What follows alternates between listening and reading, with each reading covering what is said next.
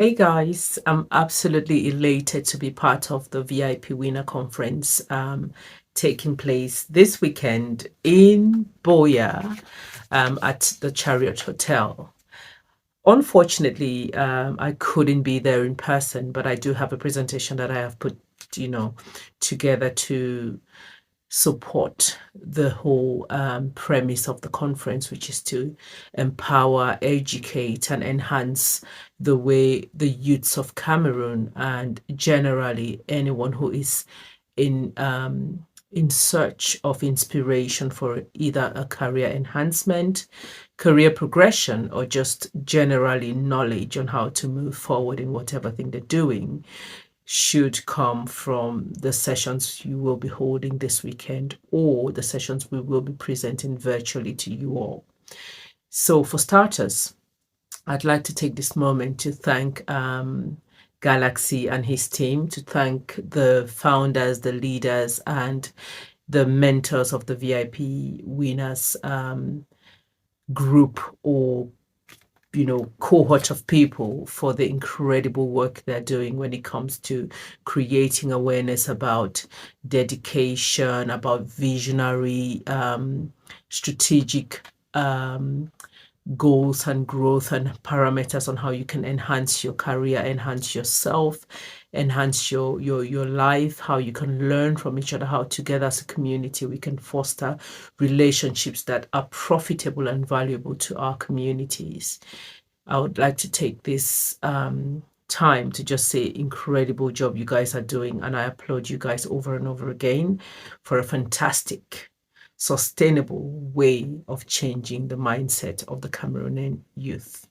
So for today, I do have a presentation which I'll dive in a few minutes, but to sort of cue me into that presentation, because I'm not doing this in person, I'd like to read a couple of things just so you guys can have a bit of an idea why this is really important. For starters, do you know that black people generally suffer a higher unemployment rate in general, regardless of the sector that they find themselves in? That's question number one. It doubles with less chances of advancement and attrition at the front line of entry jobs.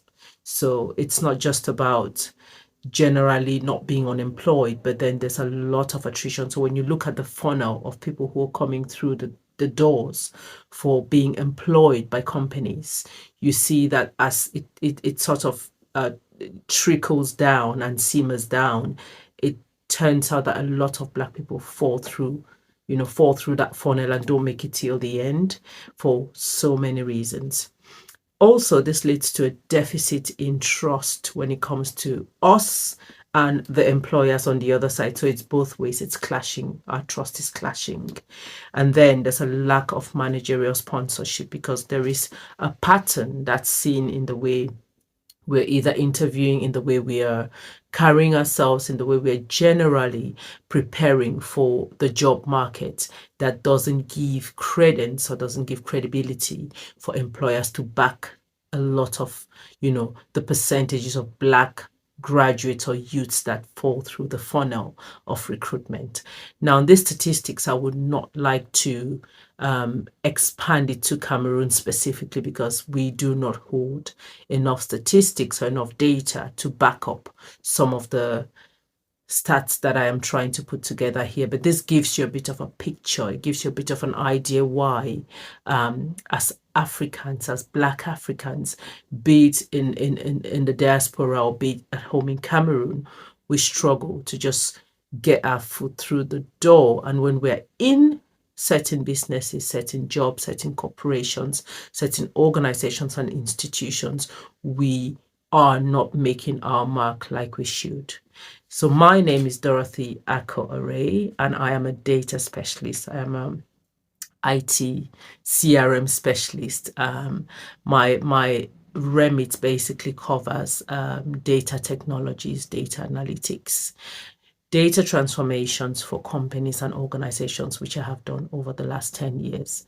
I started as a junior data analyst, and over time, I've held so many different positions I would highlight in my presentation casually. But then at the end of the day, the end point of what I'm trying to do is to inspire you to know that there are so many different plethora of careers that you can venture into just by being a data analyst. It doesn't always end up with you just analyzing, churning and mining data for the rest of your life. It does get interesting, and this is how. So let's dive into the presentation. I'd like to talk about career pathways in data, in the data ecosystem of the world of data. And this specifically would be from my experience and my journey over the last 15 years, pretty much. I'd want to discuss a couple of things really targeted, just so I make this quite succinct. I don't want it to be too long. And the things I'd like to touch on will be just defining what data is in the context of you finding a job as a data analyst. Getting a job as a data analyst, what does that entail? I'll run through the sort of the journey map really quickly.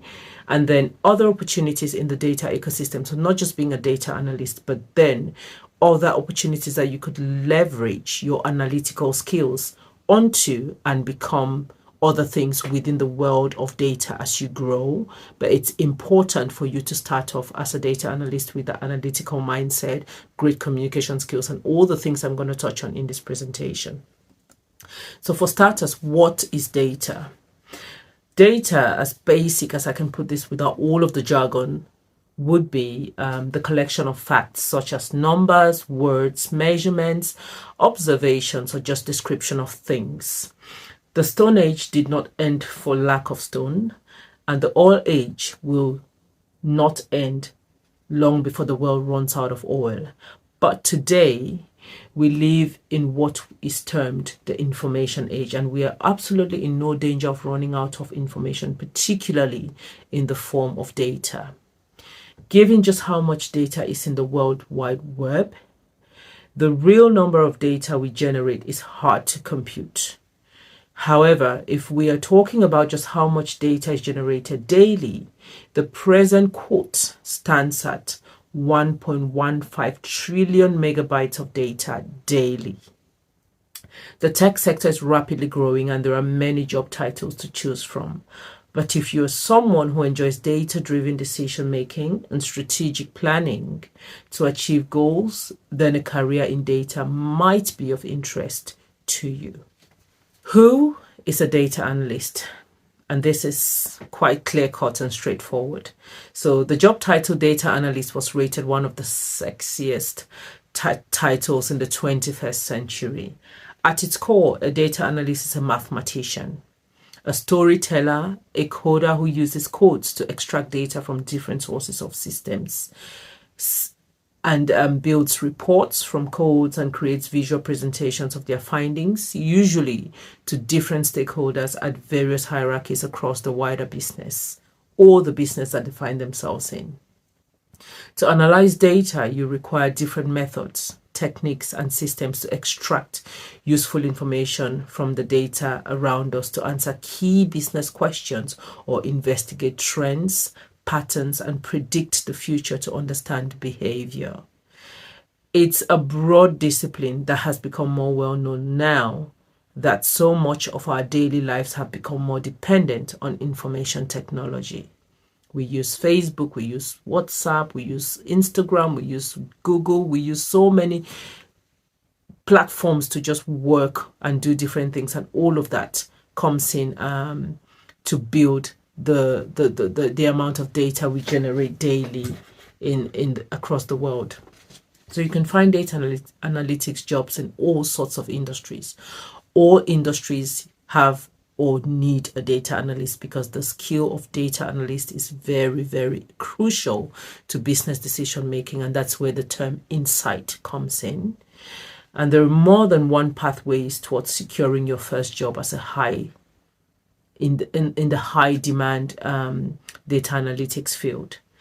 Whether you're just getting started in the professional world or pivoting to a new career, here are some steps towards becoming a data analyst or getting into the high demand field. So for starters, how do you become a data analyst? How do one become a data analyst, or how do you become a data analyst if you're interested? For starters, you need to get a foundational education. While many positions require a degree, that's beginning to change. While you can develop foundational knowledge and enhance your resume with a degree in math, computer science, or other related fields, you can also learn what you need through alternative programs like professional certification programs, boot camps online, or self-study courses. Career Foundry and Coursera are known for equipping entry-level data analysts with the right sort of skills. Secondly, you need to build your technical skills. Now, this comes with a lot of personal training, a lot of devoting your time to research all the technical skills that are required for specific jobs you're going for. So if you want to get a job as a data analyst, you need to know all of the specific technical requirements for that role, whether you're learning through a degree program, professional certification, or you're on your own. You need to know skills that are essential, especially coding languages like R, like Python programming, like SQL, which is a structured query language. You need to know how to, create data visualizations to report and provide insight to different parts of the business who need information. You need to know how to clean and prepare data, because sometimes not all data is clean or in really good shape. Sometimes you just get a dump of so much information that's probably not even valuable to the sort of reports that you're trying to create. So you need to be able to clean that data to the point where it's going to give you enough valuable information to feed back up to the business for decision making. Thirdly, working on projects with real data. Now, this is personal because you probably are not already in the world of data. So you do not have access to data, you do not have access to the softwares, but you need to keep your brains and your minds refreshed when it comes to working on real-time data projects. So you can find a variety of free data in public databases like the National Center of Environmental Information. Now, this is for people based in the UK. And in Cameroon, you probably do not have open source data that you can tap into, but you can search some of these platforms I'm mentioning online and tap into them. You can delve deeper into BuzzFeed. That's another one that you can easily access. You can have data from IMDb. That's a film website that I think a lot of you would be familiar with. There's also Earth and Beyond with NASA. That's an open source data as well that you can use to just test yourself and build queries and slice and dice, segment, truncate, and do all of the things that you would be learning from a foundational level to do with this data. Moving on, you need to develop a portfolio of your work. So all of the stuff you're doing with the data, be it whether you're creating segmentations, whether you're building hierarchies with the data, whether you're analyzing for specific information and results, you need to keep that in a certain format, maybe in a folder, in a file, in a website somewhere that you can give employers access to see the kind of work that you can do. And this usually comes in handy when you're going in for interviews where you can present material. So you can have a presentation with data opportunities. You usually are asked to present your work, to sort of do a presentation, or you could be given an Excel spreadsheet with thousands and thousands of data and asked questions to pull insights from that data. This is your opportunity to use your experience of working with open source data to do a bit of analysis around the data you're providing. Another skill that's crucial would be to build your technical skills. So in this instance, you need to know computers, you need to know systems, you need to know softwares. You cannot just assume that you would only know databases when you get into the role. Usually companies have specific systems or softwares that they use to run data, but there are some really common ones that you'll find on the market. You can sign up, you can ask for free trials, you can ask for access for training, you can have tutorials. Go onto these websites. The basic ones, not basic as in they're cheap to find, but they're very common. They're systems, ERP systems that are littered all over the market. You can use Dynamics 365, you can use Salesforce, you can use Thank You, you can use Cognos Cube, you can use SPSS, you can use Power BI, you can use Tableau. Now, all of these systems would have trial versions or would have tutorials that could prepare you to have enough knowledge for interviews that are taking place for that specific role. Google Analytics is a very common one as well. We're all familiar with Google Analytics, where you are analyzing interaction. So someone's got a website, they need to know how many people are coming through to the website. When they come to the website, what are they clicking? What are their interests? How many clicks that they're clicking per call to action, per the keywords that you're asking people to search by. There's quite a lot of information out there that you can actually use as a test, but you can also sign up to the software to train yourself on how to start analyzing and querying and creating visualizations with data. And then practice makes perfect. Now, don't think you would do one or two data analytics or analysis for specifics something and think that's it, you're done. The heart of a data analyst doesn't stop finding information. Your curiosity is very essential to building your skill set. So you find yourself constantly building and creating and reporting and testing over and over and over and over and over again. So you get to a point where you're very confident and comfortable with using systems and softwares. And also be very ambitious. So don't be over ambitious, but be ambitious. In this instance, we're saying go for entry-level roles, go for data analytics entry-level roles with all of the experience you've garnered from all of the points I highlighted before.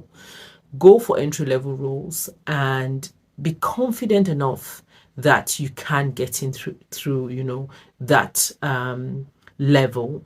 But then while you're working, if you manage to get a job as a junior data analyst, be ambitious. So seek out other experts in the field who have probably grown have years on their backs ahead of you, and ask questions, seek help, share knowledge, have a lunch, network, do all of the things you need to do to give you a bit more of a grounding as to what's the requirement for you to grow and have a trajectory in the life span or the lifetime of a data analyst, and just grow with that trajectory, rather than being very conscious that you're not a trained data analyst or you don't know much about data. Actually, all of the practice comes in handy when it comes to interviewing and building that vision for your career trajectory. Also, consider then having a certification. At this point in time, it's essential that you are certified. Over time, you get to a point in your role as a data analyst where it's not just about what you do, but it's about the semantics, it's about the language, it's about your understanding, it's about your communication skills, it's about the level of,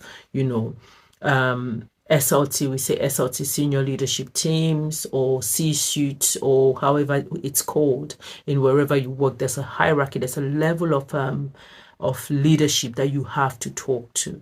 Now, if you're not properly trained, there's always a gap between someone who is trained as a data analytics person on their delivery compared to someone who isn't trained. And I'm talking out of experience because I studied as a journalist. From being a journalist, I studied my master's in marketing, within which I did a lot of marketing data analytics, and that's how I somehow got into analytics. But I wasn't a mathematician. I wasn't trained as an analyst. So at some point, I had to go back and retrain myself. That's pretty much because I had to do a lot of talking to senior management, senior leadership who would challenge you, challenge your knowledge, challenge the data you're presenting and tell you it's incorrect. So without much confidence, if you're not careful, you might just quiver in your boots and never ever go back to work again. Consider having a certification is very important. And then lastly, be very committed. So you need to be committed to what you do. It takes a lot of commitment for you to devote your time to train yourself, devote the time to find the data that would drive, your personal upskilling and training. Be committed to understanding the business where you're trying to get into, because like I said when I started, data analytics isn't just for a specific business. Every single business that uses information needs a data analyst. Whatever industry you're going into, find the time to research over and over and over again, because your commitments might pay off after a long run, but then when it pays off, you would find that it was worth the wait. It was worth the time it took you to get to where you were. Do not find shortcuts. Do not find workarounds. Work hard at what you're dedicating your time to and where you'd like to be. So in essence, the 6 or 7 or 8 points I've put together to highlight what's crucial with you finding your role as a data analyst is important. That's paramount. Other than that, your personality counts. Your incredible communication skills should come in handy, because you should be able to communicate regardless. You should be able to wake up from your sleep every day and talk about the most complex analytics that you did a week before, because someone might pick up that data and go, why did this thing not look right 2 weeks ago and how come it's changed now? So you need to be able to have that mindset where you're refreshing your data in your head as you're refreshing your data on the systems that you're using. So moving on, I'll just quickly touch on other opportunities in the world of data. So there's not just you being a data analyst. Like we've talked about, there are other opportunities, from being a junior data analyst to growing into other businesses or other parts of the business. And this is personal experience for me, because I started as a junior data analyst and continued on that trajectory to do a lot of analytics and then moved to data insight. So analytics and insight became quite working in tandem with pulling the data, analyzing the data, and then deciding what that data is telling me, so I can be able to tell the senior leadership team that this is what, for example, if I find that we had a massive marketing campaign that did not do well, I cannot just go into a meeting and say, well, unfortunately, the campaign did not do well. That's not what's expected of you as a junior data analyst or as a data analyst when you're progressing in your career. It's more about the campaign did not do well because we launched it at a time when competitors were also doing a similar campaign in the market, or we launched it without looking at a specific segmentation of people who did not find interest when they came to the website and clicked X, Y, and Z. So for that reason, we can redo a follow-up campaign and resegment our data in a way that we leave out all of those people who did not show interest in the previous campaign, so that this campaign is well targeted to the people who actually are showing interest in the campaign. So you're not just going to talk about numbers, you're talking and you're giving solutions to the senior leadership team, who would then come back to you and go, we like idea number 1. We like idea number 2, but we're not very sure about idea number 3. I don't know if that makes sense. So there are other opportunities in just the world of data, which I'd like to just run through now for another minute, conscious of time.